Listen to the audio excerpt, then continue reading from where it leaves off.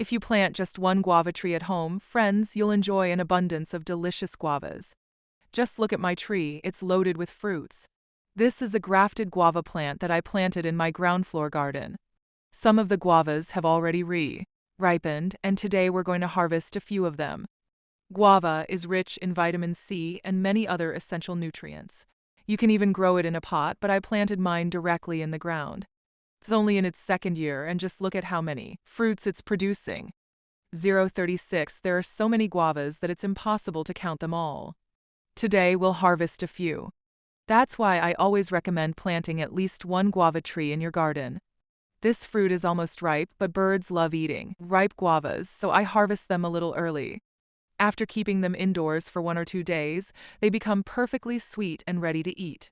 Just twist the fruit gently to remove it.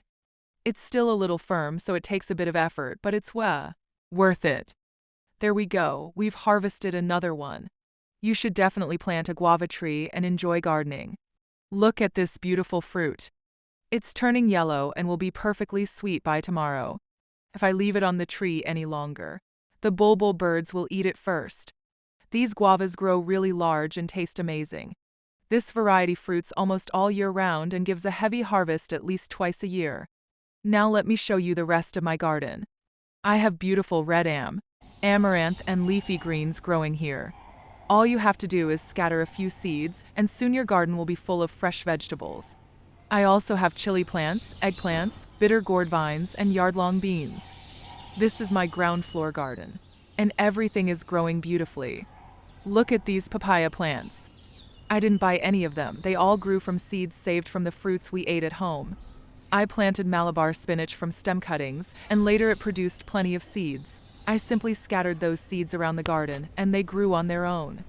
Malabar spinach is highly nutritious, containing even more iron and calcium than regular spinach.